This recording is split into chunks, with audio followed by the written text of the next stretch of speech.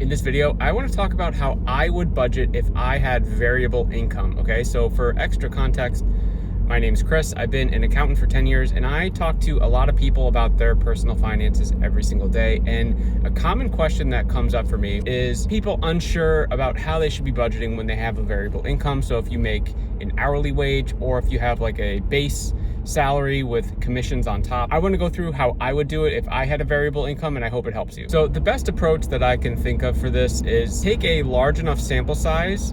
So that could be 3 months, 6 months, and this will vary on the person, but look back multiple months, and then you want to get an average income that you make every single month. So say, for example, if you know that you get a quarterly commission, for example, maybe you'd want to look back and, get a couple quarters worth of information of income that you're making, and then you can make a good assessment about how much you should be budgeting for based on an average of those months. Giving yourself extra information is only going to help you. So just like any sort of financial goal, the more that you track and the more diligent that you are and the more accurate that you are, it's just going to help you in the long term. Okay, so I understand looking back 3 months, 6 months, 9 months could be a chore, but it's going to help you create the budget that will help you move forward. Okay, and then once you have the average, you could simply just use the average as your monthly income and base your expenses on the average. Or, and this could be a nice little quote hack for you, what are the lowest months of income that you make? And then could you create a budget around that lowest income? That way, worst case scenario, you break even for the month, for example, but if it turns out to be a better month than your worst month, then you've actually just generated extra money that you can now put towards a financial goal, okay? And that's the whole point with creating a budget. We want to prioritize what's important to us. So a budget is not restrictionary, it is being intentional with our money. So when I say the words you need to budget, I don't want you to think, oh my God, I have to now reduce my expenses. It doesn't necessarily always mean that. It just means I need to put my money towards the things that are most important to me for my financial goals and for my life goals. And then the whole goal of the budget is to optimize it around pushing extra money towards the financial goals. So for example, if you have debt, I would be working on that. If you don't have an emergency fund, I would be working on that.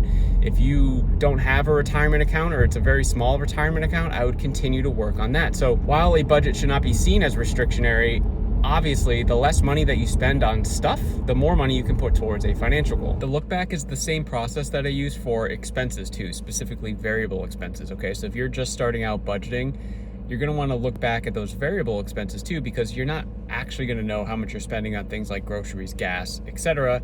You might have an idea in your head, but you're probably gonna be off. And in the budgeting template that I offer for free to everyone who wants it, I have a 3-month look back for variable expenses as well. So a lot of times when people start budgeting for the first time, they do the 3-month look back, they actually end up saving $100, $200, $300, and they find that money just in the money that they were already spending, and then they push that money towards a financial goal. That's why it's so powerful to track your finances. Knowing the data and seeing the data in your face will make you change decisions based on what your priorities are. And if it doesn't, then you don't care enough, which I guess is fine. But if you're someone who actually cares and you want to hit financial goals, you want to become debt free, you want to have a good amount of money in your retirement account, you want to save up for an emergency fund because you keep going backwards every time you have a $400 expense, this exercise is going to be eye-opening to you. Most people just are so shocked with where their money is going.